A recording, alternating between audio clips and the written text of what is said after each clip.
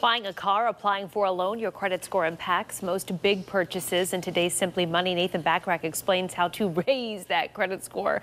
I think that's like, you know, the grand unicorn that some people think doesn't exist, but you can raise your credit score. Yeah, you can raise your credit score. First, you better know a little bit about the different scores. What's a good score, as an example? Anything over 760, and, you know, you can walk into any financial institution and they'll go, so nice to see you this morning. All right, there's two scores. There's the FICO score, and there's now Advantage score. And what you want to do is make sure that you get that score, obviously, as high as you can. That's going to have the biggest impact on whether or not you're able to walk in somewhere and get a loan. Okay, so you pay your bills on time. That's You're good. doing everything you think you're supposed to be doing, but your credit score hasn't really gone up since you checked it. So what else can you do to make it go higher? Well, one of the things you can do when you go to the mall and they say, hi, I've got a great deal for you, 10% off today. All you've got to do is open up an account. That's what's called a hard inquiry. That means there's going to be a record on your credit report which says that you walked into a mall and sought credit. Well, if you seek enough credit, remember, credit scores are not really credit scores, they're debt scores.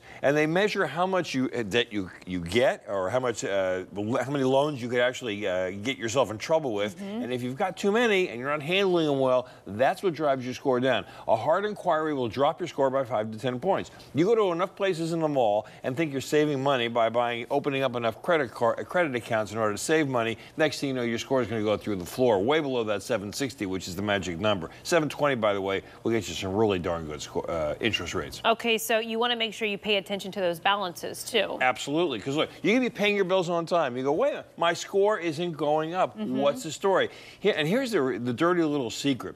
If you have a $10,000 credit limit, the credit bureaus only want you to use about 1,000 of it, or about 10%.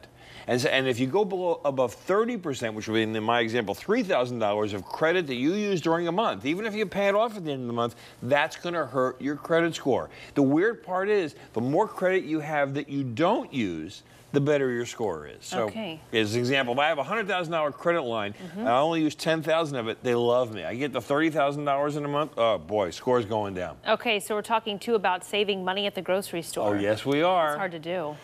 Impossible. But you know what? I'll bet you if you track it for a month, you'll find there's 10 or 15 things that are, you know what? You buy the same things every month. You buy the same tissue. You buy the same, we like vegetarian chili in our family, okay? Guess what? If you start to know the price on that, then you know when it's a bargain. Price track 10 or 15 items, and every time you see them cheap, buy 2 or 3 months worth, and then don't buy it again until you see it on sale again. And all of a sudden, you'll start to lock in that low price consistently, and that'll fall right out of your budget and right into your pocket. Okay, thanks so much, Nathan Bachrach with Simply Money. Always good to see you. See you next week. You too.